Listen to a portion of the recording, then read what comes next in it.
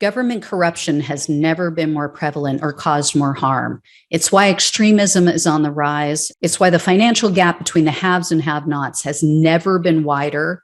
And it's why our planet is at risk of an extinction level tragedy. That's why I need your help to keep exposing the truth about the rot on both sides of the aisle. Become a supporter or a friend of the show today by clicking on the coffee link in the description box below. Friends of the show join me on a Zoom hangout once a month, and you guys can ask me any questions you want, and I can get to know you better. But the most important reason to help is to keep the show alive.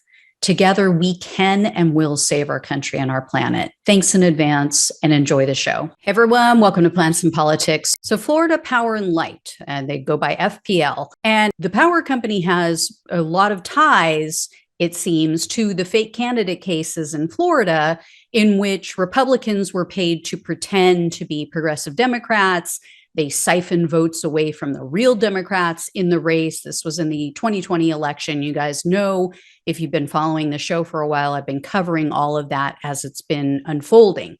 Well, it's now been revealed that FPL consultants started spying on a journalist after he wrote less than positive articles about the company and how they were trying to use their money and influence to push their business plans through a city council.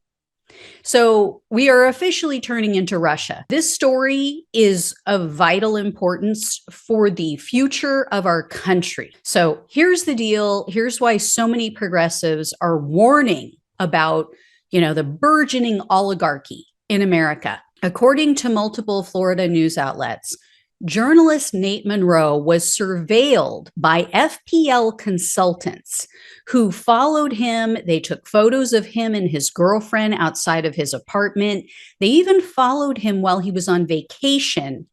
And they got a hold of his social security number and other private information, and they gave it to the power company. FPL, of course, denies that they knew of any authorization of surveillance, but all of Monroe's information was shared with FPL in a report that was generated by this consulting firm. It's called Matrix LLC.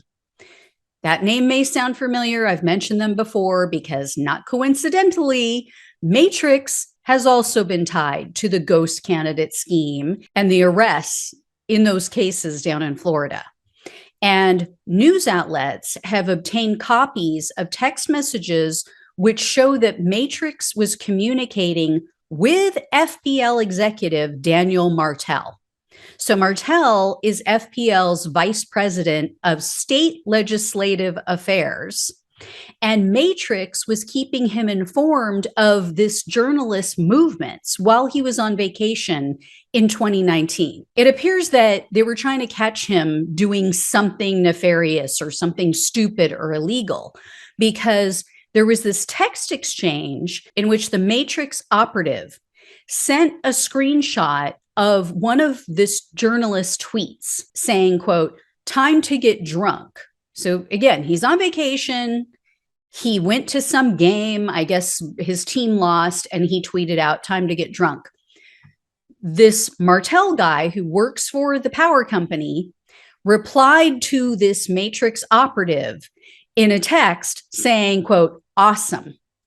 And then later, this employee of Matrix texted Martel again and wrote, quote, "He's in an Uber," along with a frowning emoji.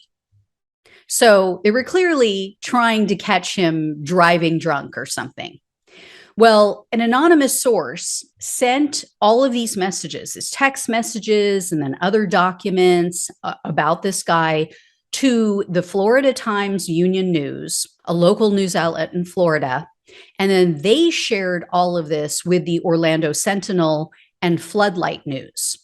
But FPL is still saying, "Oh no, this didn't happen." Their spokesman said that they have no record of these text messages or any of these emails or anything on their end. So they said, quote, "They may not be authentic or could be incomplete, taken out of context, or manipulated to make FPL look bad." However, A former disgruntled Matrix employee. So Matrix, again, is this operative. This is this company that was surveilling this guy, allegedly. They have this disgruntled employee named Joe Perkins. He's left the company. He's been gone for a while. He verified the legitimacy of these documents and these messages. Now, Perkins says that they were found on the laptop of the former Matrix CEO. It's a man named Jeff Pitts. This Pitts guy, the former CEO of this Matrix company, is trying to blame the surveillance on Perkins. He's like, oh, no, no, no. It's that guy who says that we were doing this. He was the one who put them up to it. But there's email evidence that directly points to Pitts. So they have emails that tie Pitts to this FPL executive, this Daniel Martel, and the surveillance of this journalist. There was an email exchange in October of 2019 in which Pitts was communicating with this other guy that worked for Matrix. And in the communication, it included a background report on the reporter. And it included his social security number. There was a bunch of other sensitive data included in this report on him. And Pitts wrote in the email to Martel, quote, shocker, he is a Democrat and completely boring. I guess these guys prefer exciting accused child rapists like, Republican Matt Gaetz, Joel Greenberg. That's their speed. That's the kind of guys that they find exciting and fun and that they really enjoy being around, I guess. I'm just saying. So anyway, guys, this just shows you these companies are using mafia style tactics. They're going to go after these journalists to try to make them look bad, to take them down, to put the fear of God probably into other journalists so that nobody bothers, nobody will have the guts to take them on and to try to show how they're manipulating our lawmakers and manipulating their decisions, which impact all of us. Every resident in Florida should be pissed off about this, right, left, and center, because I guarantee that this Florida Power and Light, what they want, I can almost guarantee does not align with what's best for the public.